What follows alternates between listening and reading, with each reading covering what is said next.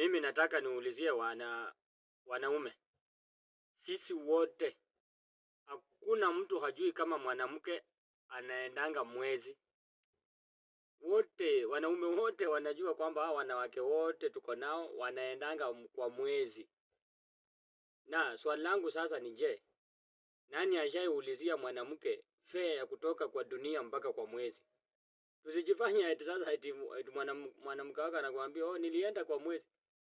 Tuulizie fare hata mimi nataka kufika kwa mwezi bwana. Fare ni ngapi kutoka dunia mpaka bwana. Si ati tunanyamaza tu alafu wanabaki kutudanganya oh nilienda mwezi. Wengine watatuambia sasa hata nimefika kwa jua.